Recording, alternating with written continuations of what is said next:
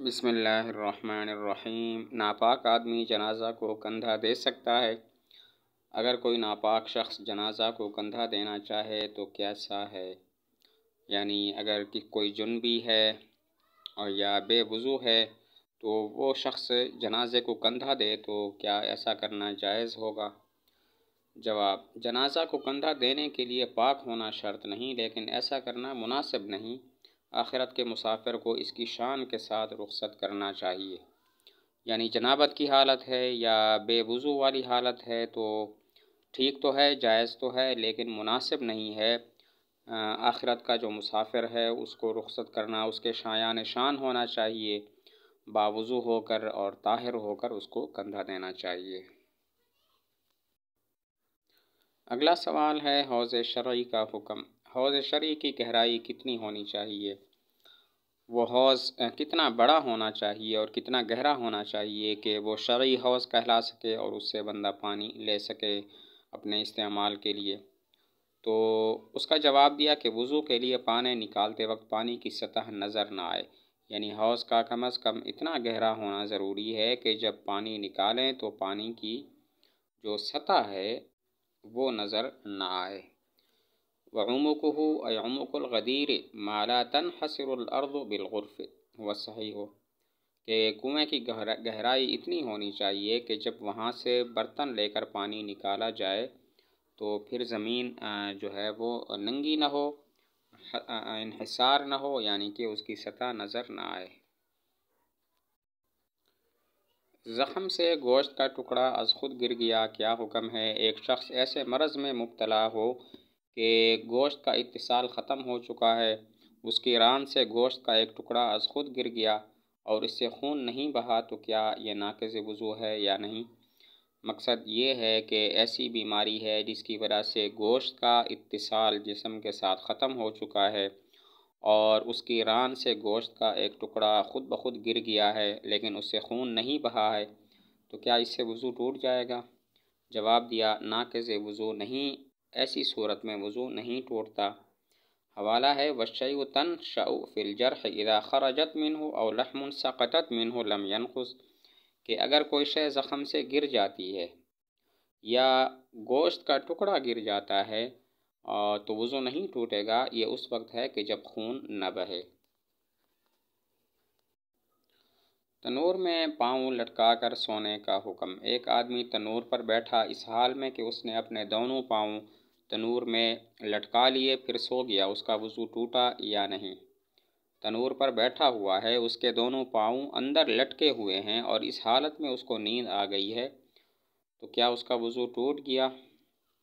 جواب دیا کہ ہاں، ایسی صورت میں وضو ٹوٹ جاتا ہے۔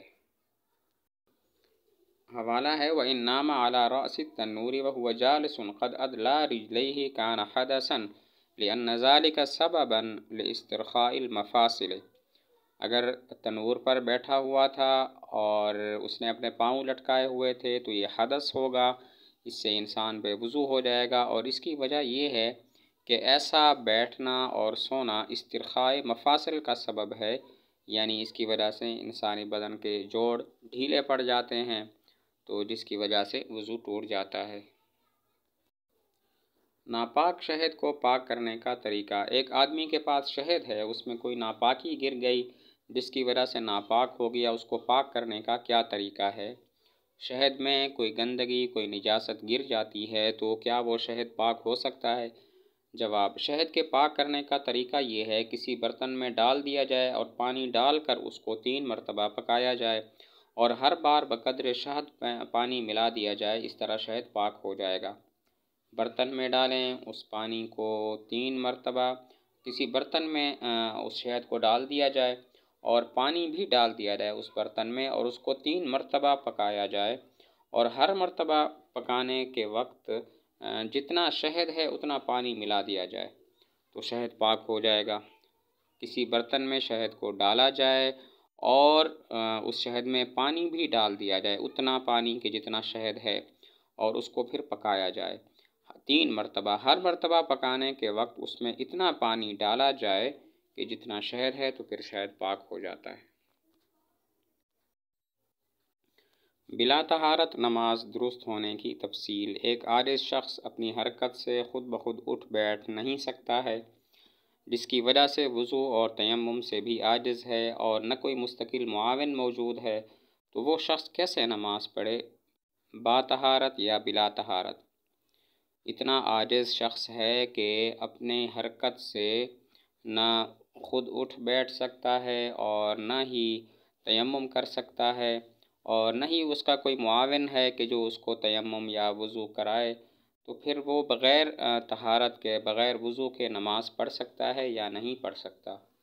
جواب دیا، معذور بعذر سماوی کے لیے شرعاً بلا طہارت نماز پڑھنا درست ہے، جیسا کہ وہ شخص کے جس کے دونوں ہاتھ اور دونوں پیر کٹے ہوں اور چہرہ زخمی ہو۔ مقطوع الیدین والرجلین اذا کان بوجہہ جراحۃ یصلی بغیر طہارۃ ولا یتیمم ولا یعیدہ۔ چونکہ وضو اور تیمم سے عاجز شخص جس کے لیے کوئی معاون موجود نہیں ہے وہ بھی معذور ہے، لہذا بلا طہارت نماز پڑھے گا۔ خلاصہ یہ کہ جس شخص کو وضو یا تیمم پر قدرت نہ ہو اور نہ کوئی معاون ہو، اس کے لیے بلا طہارت نماز پڑھنا صحیح ہے۔ جواب کا حاصل یہ ہے کہ یہ بغیر وضو کے نماز پڑھے، اس کی نماز ہو جائے گی۔ اور اس کو قیاس کرتے ہیں اس شخص پر کہ جس کے ہاتھ پاؤں دونوں کٹے ہوئے ہوں اور چہرے پر زخم ہو، تو وہ بغیر طہارت کے نماز پڑھے گا، تیمم بھی نہیں کرے گا، اور نماز جب پڑھ لے گا تو اس کے لیے نماز دوبارہ پڑھنا بھی ضروری نہیں ہے۔ تو جس کے ہاتھ پاؤں کٹے ہوں اور چہرہ زخمی ہو، جس کی وجہ سے وہ وضو کرنے پر قادر نہ ہو، تیمم کی بھی صورت نہیں ہے، تو جس طرح یہ شخص بغیر وضو کے نماز پڑھتا ہے، تو اسی طرح وہ شخص بھی بغیر وضو کے نماز پڑھے گا جو خود اٹھ بیٹھ نہیں سکتا، وضو بھی نہیں کر سکتا، تیمم بھی نہیں کر سکتا، اور اس کا کوئی معاون بھی موجود نہیں ہے، وہ بھی بغیر طہارت کے نماز پڑھے گا۔ نماز میں ضرورت سے زیادہ آواز بلند کرنا، نماز میں حلق پھاڑ کر چلا کر قرات کرنا کیسے ہے؟